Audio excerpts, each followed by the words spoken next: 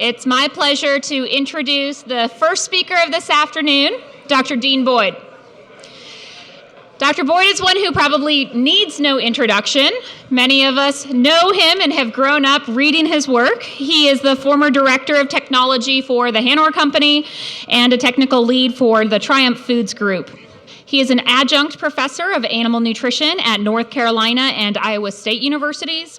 He has had 40 years of service in animal nutrition, both in academia as well as within the private sectors, with a record of distinction in research and integration of science into practice.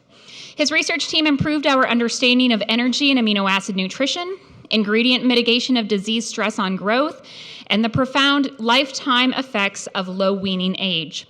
His team proved that seasonal infertility could be alleviated by specific amounts of essential fatty acids. His growth assay for calibrating ingredient net energy was helpful to wider adaptation and adoption of the net energy system in pigs in North America. He has published 110 refereed articles, books, and book chapters during his career. These include reports for the National Academies of Science and the Gates Foundation. His publications appear in 16 different scholarly journals with co-authors from 28 academic institutions and 13 corporations as a remarkable tribute to his breadth and capabilities for collaboration. The American Association of Swine Veterinarians honored Dr. Boyd as the Howard Dunn Memorial Lecturer in 2012, and the Australian Pig Science Association named him the Duncan Memorial Lecturer in 2019. In 2016, he received the AFIA Award in Non-Ruminant Nutrition Research from the American Society of Animal Science. Please join me in welcoming Dr. Boyd. Thank you very much, Madam Chairman. I definitely appreciate that the committee invited me to participate. My sincere appreciation and honor extended to Dr. Patience on his retirement, and it's quite appropriate that we hold this in honor of his distinguished career. In terms of acknowledgments, I want to acknowledge my co-authors, and the first three of these are known to you. We have been together a significant amount of time, but I do want to introduce Dr. Lisa Weaver, which is a new addition for this particular topic, who received her biochemistry PhD at Purdue, spent 20 years with Monsanto, where she distinguished herself as a lead in 2 areas, and the last 3 years has been working with the United Soybean Board. Now, Lisa is very accomplished in terms of metabolic pathways for plants. This is a review from her 1999 period, and you can see the citations. So she knows a great deal about metabolic pathways, but also about phytochemicals and bioactive components in soy and other plants. Many of you realize that the core of anything that I've done is a lot due in addition to these 3 very special people. I include them because I'm going to go back and research to 22 years ago. That's where I'll start. The thesis for this presentation is that soybean is a superb amino acid source. We know that. But the thing that we don't appreciate so much is that the other 40% of the bean has a myriad of bioactive components that are health and growth promoting, and they are present in significant quantities. We propose and we believe as an authorship that some of the functional components facilitate greater expression of genetic capacity for growth, not only in those with infected respiratory pathogens that we proved long ago, but in pigs under high health conditions. We'll make that point.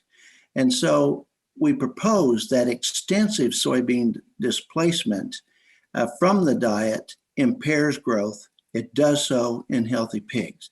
And this presentation extends our understanding of soybeans' extra nutrient value to high health pigs.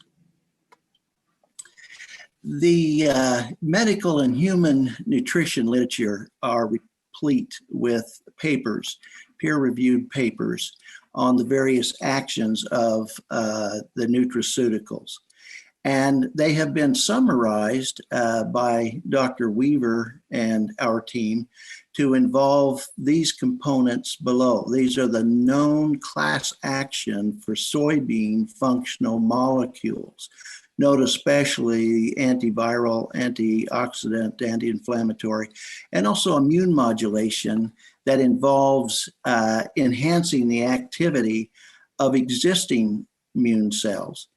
Now, the wonderful part of this being a virtual presentation is that we can insert some items for your private study that we wouldn't have time to present, certainly not to appreciate. Dr. Weaver has kindly taken these known class actions appearing in blue and then inserted under that categories the various bioactive components that fit there. It's not replete. Those are simply examples from the peer-reviewed literature. And then the biological functions, specific biological functions, are also shown as well. We invite you to study that. As we do, this next part that Dr. Weaver created for especially several people in the audience who would want to drill down into this area more. In this case, she has listed constituents in soy that lead to bioactive components and what they are, where this was derived from, but important is the component and the concentration of that in the plant itself. And so if you look across this set, you'll see that there's significant bandwidth, but also concentration. Indeed, we give for your viewing, your private viewing pleasure, sample references that you might begin with. And I call your attention especially to this unbelievable book that has this discussion of this, including casein, and thereafter goes into plant phytochemicals. Now, Emily Dustman, who is deeply trained in the sciences, biological and physical, and Lisa Weaver put together a schematic to help us appreciate that bioactive peptides that perhaps may be 8 to 20 amino acids in length are packaged within proteins but exposed upon digestion. And as with casein, there are proteins in soybean that are internalized, they're packaged by exo and endopeptidases, then they, in most cases, if not all, absorbed for systemic action in addition to gastrointestinal action. Now, one of the bioactive peptides is this one from glycinin. Another is from its companion protein class, beta-conglycinin. Both of those are absorbed, and their color is matched to function. Although there are other functions, a major function is being anti-inflammatory. Then there are other components like leucinin that also or leucine that are also absorbed and become active in anti-carcinogenic manner. Now, I take us back to a foundation study that we reported on some 22 years ago. And I report on it now as the foundation because we're so much smarter now, meaning we have learned enough through experimentation that we believe what it inferred at the time, and we trust it. And so I want to start there. It's substantial. And what it indicates is that extensive soybean protein, and we didn't know if it was one or both, displacement impaired feed conversion efficiency and composition of growth. And this occurred even though we replaced every essential amino acid and 100% of the dispensable amino acid nitrogen. So extensive displacement with replacement of these components resulted in impaired growth.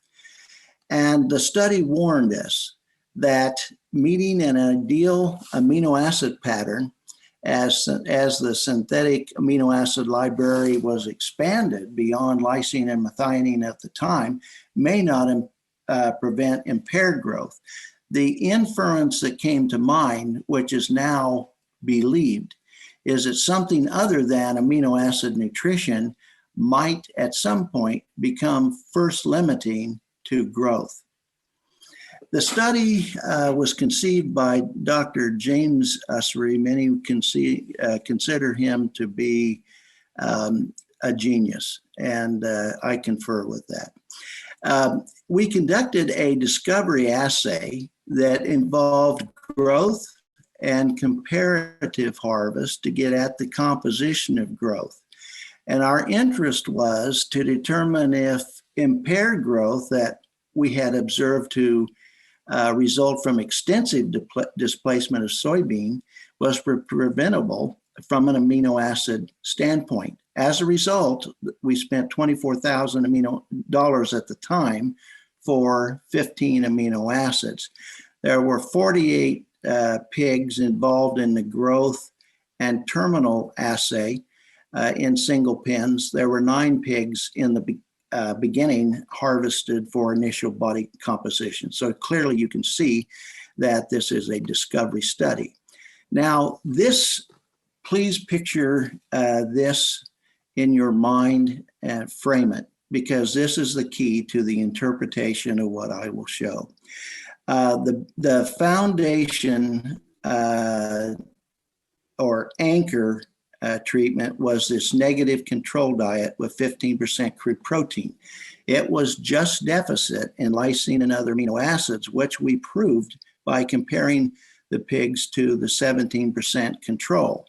Now, we took this 15% protein diet and reduced soybean to get 13%, reduced it further to get 11%. And in doing that, the dispensable amino acid nitrogen came down, but we completely restored the essential amino acids. We then took those 2 diets and we created their couplet. In that case, we not only restored the essential amino acids, but we restored the dispensable.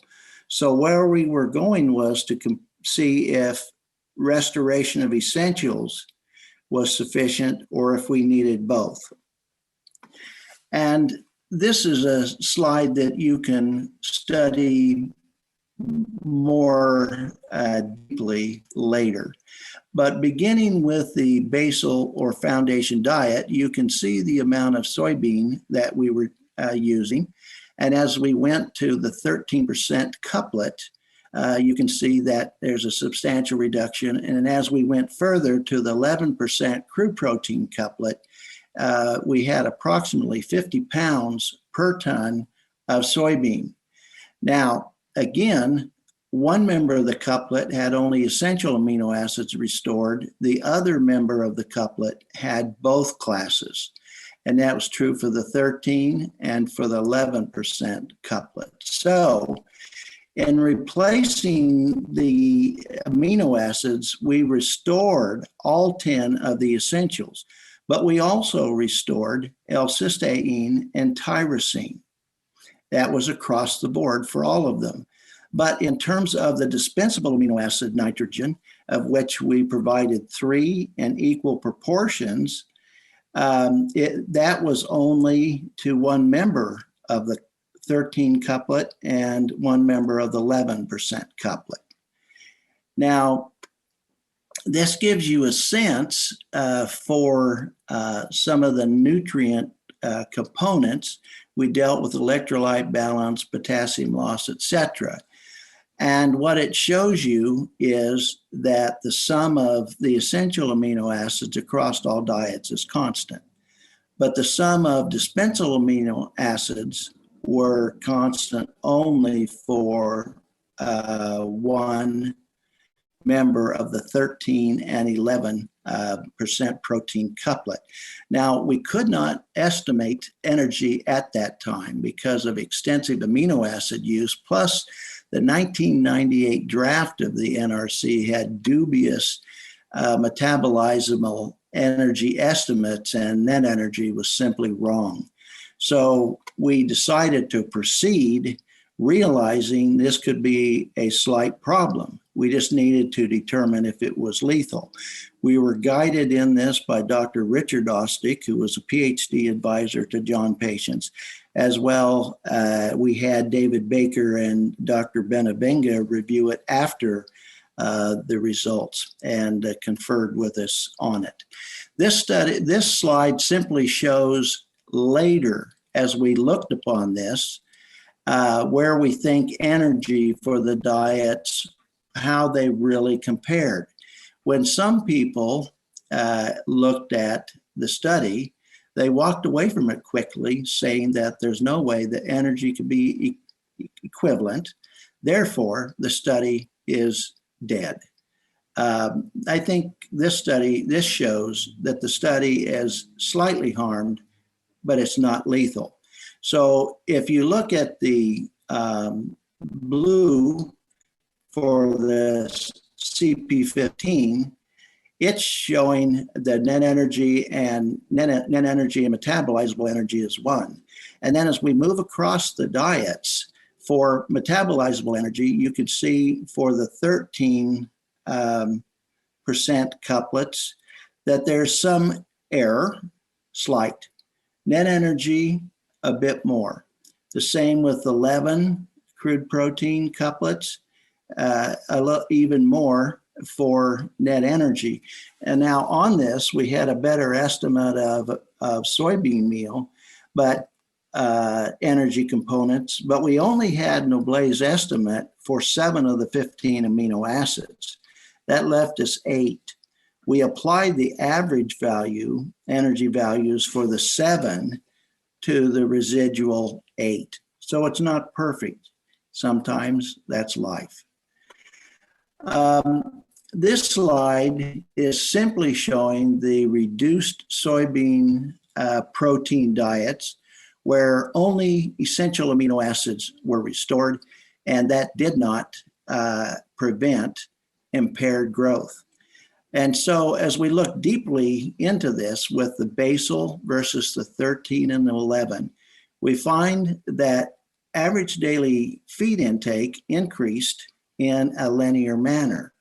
So progressively increased with the great increasing reduction of soybean protein. Commensurate with that, we found that the lipid accretion increased in a linear manner. And if one looks at the amount of lipid relative to protein, that increased in a linear manner. And so what that said was that the pigs fed the low protein diets that were made equivalent for all essential amino acids still overate and became fat. And we now come to the issue of the slight inexactness of the lysine to net energy ratio, hoping that we're pretty close for the 11%. The lysine to net energy ratio of this diet would be low by 4.6%. But we contrasted that to the lipid accretion, which increased by 37%, and the lipid to protein, which increased by 48%. So we think it was a problem. We don't think it was lethal by any means. This slide shows a restoration of not only the essentials, but the dispensable amino acid nitrogen in the reduced soybean protein diets.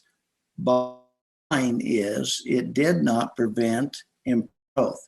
Now, what's being compared here is the essential against dispensables. So you have the pigs from the 13 and 11 being pooled since there was no interaction in both cases, and that gives us additional power. The comparison is for this treatment versus that treatment. the basal diet is only there as a reference. And so what we find is that the dispensables didn't help us in particular. And so there still was a problem in terms of lipid accretion and impaired composition of growth. And so the question was, what was learned and what was inferred? And we give a better answer for that today than we did in 1999. At some point in soybean or protein depletion, it appears that growth is impaired. The pigs could begin to overeat and become fatter. The second thing is that the impaired growth appears to be due, in our view, to something other than amino acids. And we were alerted to the possibility that at some point in soybean or protein reduction, the ideal pattern will fail to maintain growth. In other words, the ideal pattern would work until it didn't work. And the considerations at that time were very much in the nutrition realm, but we were mindful of the extra nutrient side of it with bioactives and phytochemicals that may manipulate metabolic immune components. This side of the equation greatly accelerated in 2018. Now, in this slide, it documents very briefly the unexpected problem that we ran into that became fortunate at the day's end. Pigs were infected with respiratory viruses that, as described below, trigger systemic inflammation. And this causes the rate of gain in feed conversion to be unusually deviant from the healthy state. It's very unusual. Please take note in your virtual study of the great documentation provided by our veterinarians below. This slide shows the composition and calculated nutrient content. And for the low soybean diet, as well as the high, we formulated the low and the high SID lysine diets, and then Summit blended these two diets to make 2 and 3, and these two diets to make 6 and 7. And the low soybean, low and high levels for this treatment companionship are very different from the high soybean levels. That being achieved by using all of what we needed to in terms of synthetic amino acids for the time, which was considered somewhat aggressive for synthetic lysine. And this side of the equation, only the lysine levels were met only by increasing soy. And so let's come to this side of the equation now. Again, if you look at the soybean level for the two main effects by level of lysine, you'll see that there's a very substantial difference in the amount of soybean meal used. Now come to this next part. What is the crude protein for the component diets? And we see that the diets were anchored at 16%, whether high or low. There was 16%, which was achieved by adding different amounts of corn gluten meal. Now, once that was established, we then looked at the top 6 essential amino acids and histidine, and this is their value for the low soy and high soy. So in essence, crude protein and for 7 top amino acids, they're identical. Now, after that point, crude protein does change. That's an important point. And I show it by taking one example of the criteria that were measured. If I were to show them, they would all appear like this. There would not be any soybean level, by lysine interaction. That's not there for a single criterion. And this is carcass growth in the 21-day study in grams per day. The low soybean as compared to the high soybean were about 90 grams per day different. Now, again, this is an anchored diet, different levels of soybean, but same equivalent crude protein. And if you look at the marginal change there as compared to the marginal changes where protein is not equivalent, this is not, it would not be visually different. And so what we said in our paper was we proposed that soybean itself was growth permitting, and it had to be using extra nutrient mechanisms because based on the anchor diet.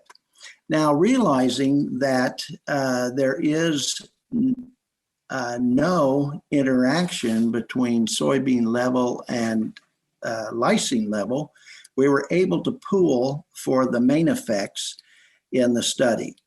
And here we have relatively good power of experimental unit pins. You can see in a 21-day period, we're essentially 4 pounds greater gain for high soy. The rate of carcass growth is very different, as well as the feed conversion. So the high soybean attenuated disease effects that would otherwise have significantly impaired growth. Now let's look at this in one different manner. We can plot data, and I chose a different criterion, feed per gain ratio. And this feed per gain ratio would be whole body gain. So for the high soy, against the levels of lysine, you can see that as we increase lysine, we were able to have a nice dose response, but the response maximum for high soy was different than the response maximum for the low soy. And that's not a revelation. You saw that from the two previous slides. But although we wouldn't use this study for this, if we were to assume that the lysine dose response curves are conceptually correct, then what it's showing is that pigs rendered healthier through higher soybean content not only have a 28-point difference in response maximum, but it requires a different level to achieve that than if the pigs are not rendered as healthy. Important point, it's the Noel Williams concept that lifted him into a global reputation in 1995. So this is a profound illustration that soybean attenuates respiratory or systemic immune stress that impairs growth. We believe the advantage to be due to extra nutrient properties, and it's on that basis that academia has pursued it. We expect that it's operating through multiple things all at once, or mechanisms all at once. We would expect that. And from this, though, came the question is, in practice, since in practice pigs only express under relatively good health conditions 25 to 30% of their genetic capacity for growth rate, that's all that is expressed, and that's not public information. Could soybean level be important in facilitating greater expression of that growth if in pigs that are healthy? And so we have that in our mind going forward. Now, come to the year 2013, the world changed. And the reason it changed was there continued to be an increase in the synthetic library. Again, this expansion was led by Dr. James Usry. At this point, tryptophan became available to North American diets. Now, prior to this time, though, corn DDG use in pig diets became common. And so the reason I say the world changed is when tryptophan effect on soybean level was combined with DDG effect, the displacement was stunning. The soybean levels plummeted to levels that I had not seen since the introduction of the corn soy diet. I was there. I'm an old man. I was there. I saw it. So, is this the moment of the foundation studies inferred warning? Again, its warning was there may come some point in which the extent of soybean or protein displacement occurs where growth is impaired and it's inevitable, even though we are meeting an ideal amino acid pattern. So I want to proceed to this study conducted in that 2013 period. And the watchwords are these. Ideal amino acid pattern works well until it doesn't. And so what I want to do is take an example of the effort we go through as the amino acid library expands. We now had 4. The library had expanded from 2, and 2 more were on horizon. It was possible we would have the library triple. They weren't quite cost effective, but they were on the horizon. And so this study will illustrate to you how in our system, we find the maximum lysine dose for each phase, feeding phase, and practical diets. And I think for the most part, younger nutritionists are not aware of this kind of thing. However, older nutritionists are very much aware that you have to do this kind of study, and they have done them. In this study, we have the feeding phases for the pigs from 60 pounds to 290. And each phase starts at the weight indicated. And within a weight class, diets are maintained isocaloric, but they differ over the phases. They're isocaloric within a phase, and the lysine curve, which is 100% at 100% optimum based on population calibration, that is set as well. And what I show is the amino acid level or the ideal pattern maintained for several of the amino acids. Now we're probing to see how much synthetic lysine we can use. So we didn't set a minimum on isoleucine and valine. We don't know how much that can be pushed. We simply left it unset. And so we formulated diets as shown, and there were 5 treatments. And the first treatment was not a corn soy diet because at the time that was an impractical diet because it cost too much. Well, in the first diet had, of course, some synthetic lysine, and we increased that level through 5.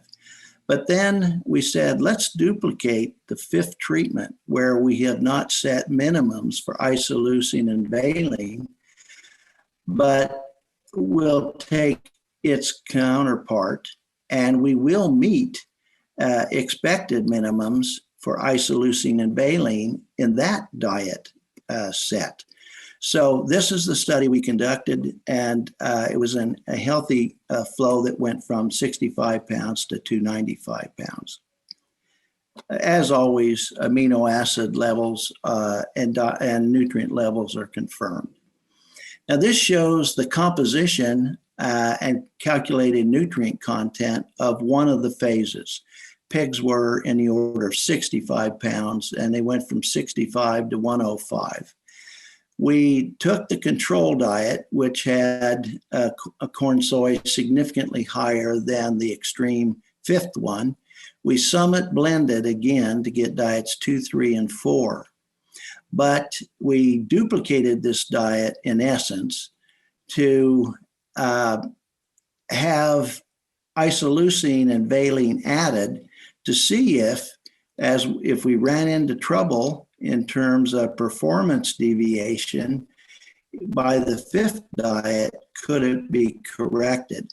These diets had soybean meal, but at corn germ. And as we often use DDGs for our studies, we didn't always use DDGs. In Illinois, it was very common for us to use a combination of corn germ and wheat mids.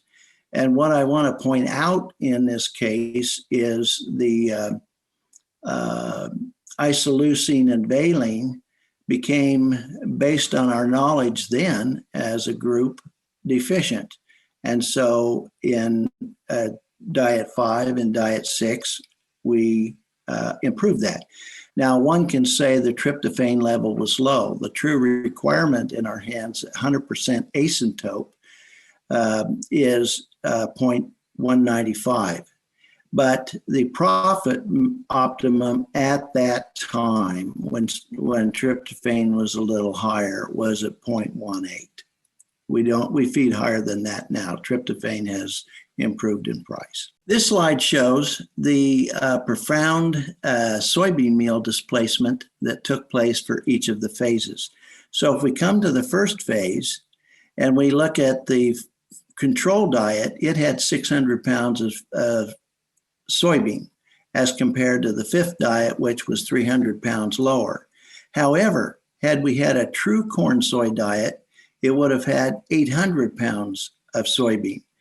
And as you can see, there are substantial differences, marginal differences, especially as you get late in finish of soybean levels. And so in this study, we have taken, or in this slide, I simply show the summary for phases 1 and 2 that go from 65 to 146 pounds, about a 39-day growth assay. And phase 1 goes from 4 to 12 pounds of synthetic, phase 2 from 3 to 11. If we look at feed intake to begin with, we don't find in terms of linear or certainly quadratic effects any significant response. But we simply note that there is a marginal numeric drift that may have kept the rate of gain higher. I only point that out to the disdain of the statistical purists because this happens every time in studies where you have violated amino acids nutrition, and it happens for 4 to 5 weeks and then it disappears. Now, the most important thing is the feed conversion. There is a gentle drift as you went throughout. We say it's real. There is a gentle drift, but note that as we replaced isoleucine and valine, we didn't recover to the numeric level we had earlier. And gain is out of discussion because that may have been overcompensated for by the intake. Let's turn to the next 2 phases, which go from 146 to 246. I will tell you that from 140 pounds on, the failure of the ideal pattern is easily manifest and more dramatically manifest. And so in this case, both of those phases went from 2 pounds of synthetic lysine to 10.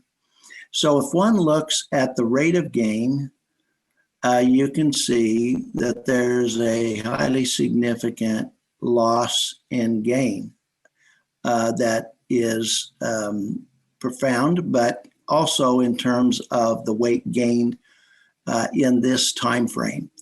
Feed conversion, likewise, has declined in a fairly significant manner. 15 points of feed conversion has been lost. But again, with treatment 6, the addition back of isoleucine and valine, either for gain or for feed conversion, didn't help. So we believe that there extra nutrient aspect, certainly in our minds, it did enter the internal conversation. And so we say it's a big mistake to not have included a true corn soy, and we're inclined to believe that the immune and metabolism optimizing molecules in soy may have become more limiting to growth than amino acids. And there are, of course, some nutrition nuances that we could miss.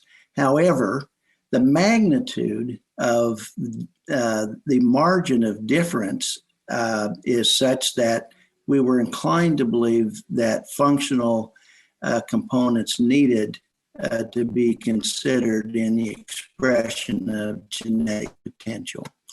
And so we moved to 2018, which was a momentous year.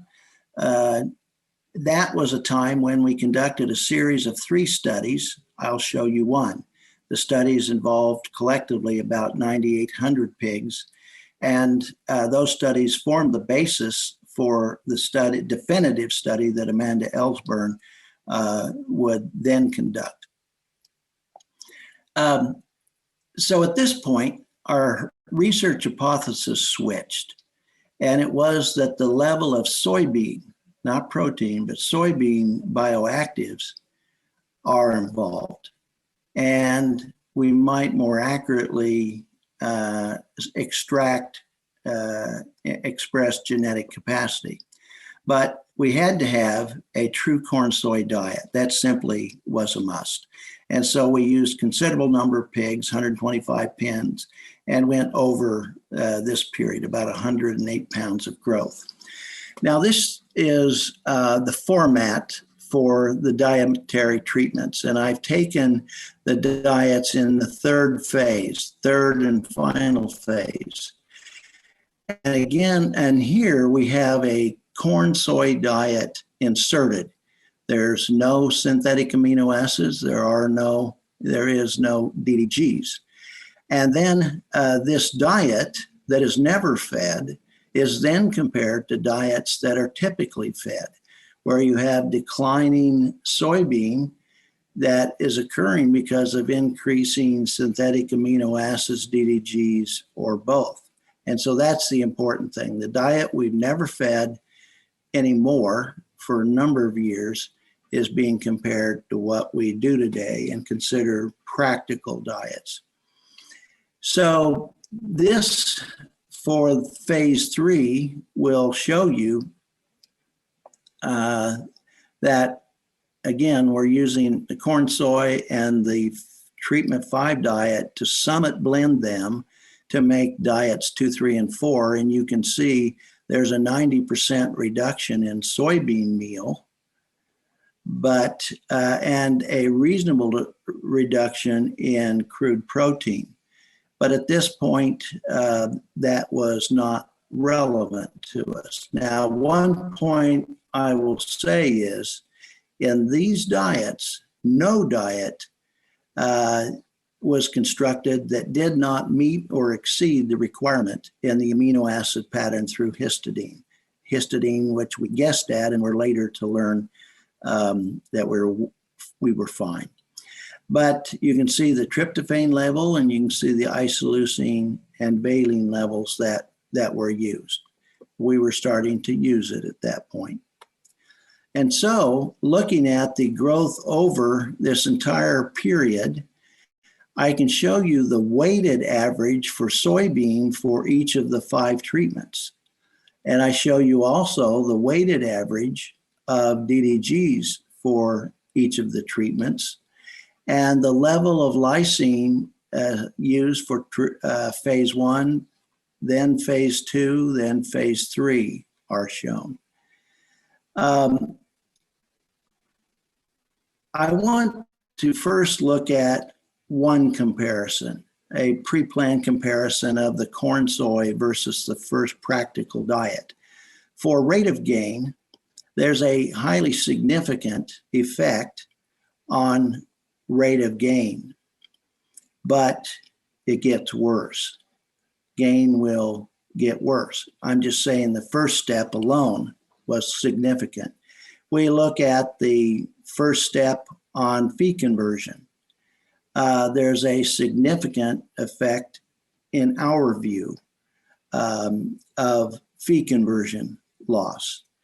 And so if one proceeds from this corn soy through the succession of diets, there's a 20 to 25 point loss in feed conversion.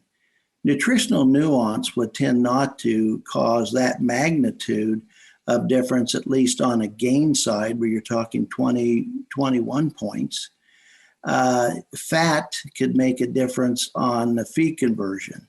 But even then, what we will say is this marginal rate of gain was of such a magnitude that it couldn't be achieved with 65 pounds of fat. It was 3 to 4 times higher what fat could do.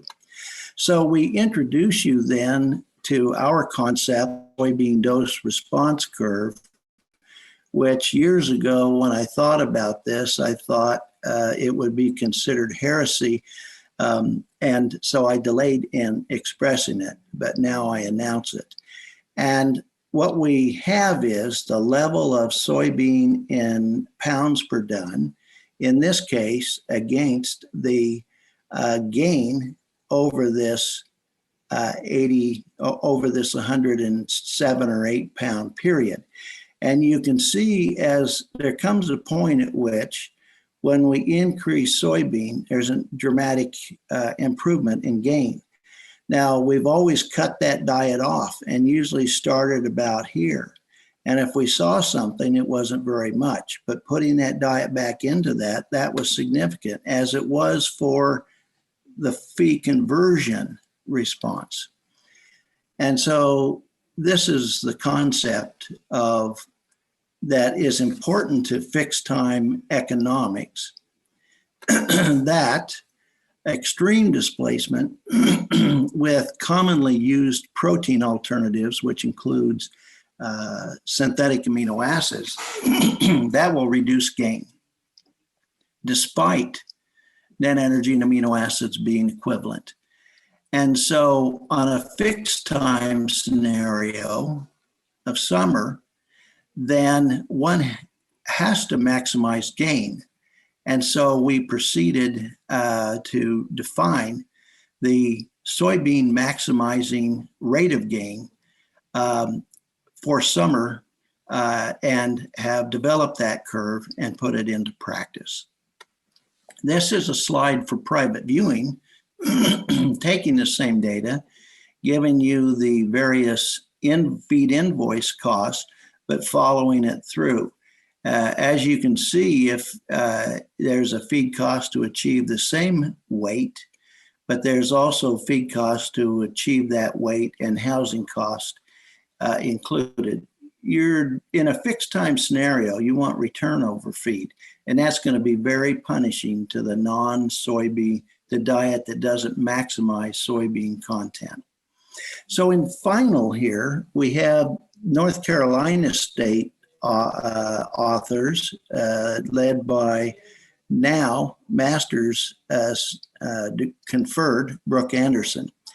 Their interest was to conduct a study to look at this matter of soybean displacement, to take a different approach, to use healthy pigs. It's detailed in Animal Science abstracts as noted, and also National Hog Farmer articles. So you'll find that. The format that they used was to have a grower phase and a finisher phase with different pigs. Here's the format. They used a corn soy diet, true corn soy diet with no DDGs, and they displaced the soybean with synthetic lysine. The second set in their design was to have corn, soy, and DDGs, which would decrease the basal level of soybean a bit more, to which you would then add synthetics to take it to an ever lower level. And the level of soybean is shown for the first part of the growing phase and the second part of the growing phase. And then they took a separate set of pigs, again, nearly 500 pigs, and did the same thing. The diets were formulated using Cargill ingredient loadings, which are nice as it relates it to the source where the ingredient was obtained.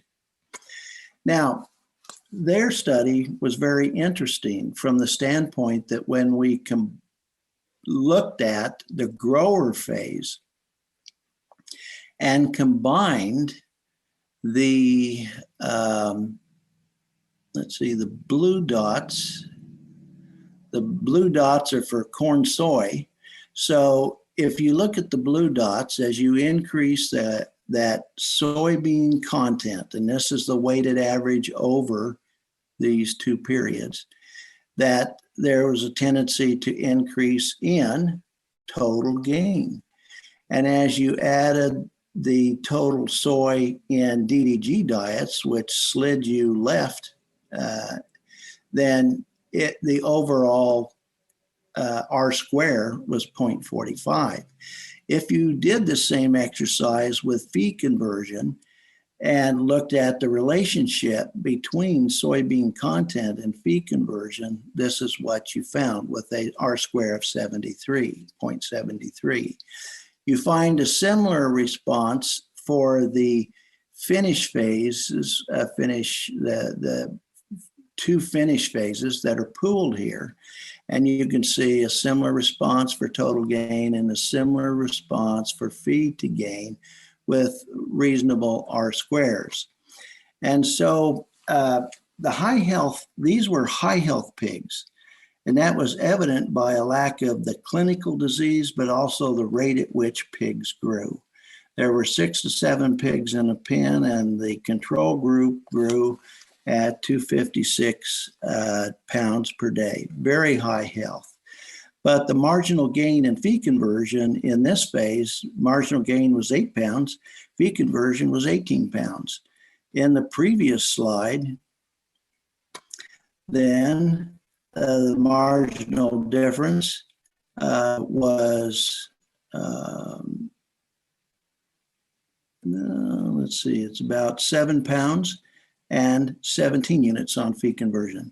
These tend to beg the issue of nutritional nuance being an issue. Now, how to make these findings practical, then the data was taken for the corn soy side, since we could get higher concentrations, and looked at total gain, and we also looked at feed per gain and looked at the maximum dose of soybean to give us the greatest total gain and total feed conversion and total gain.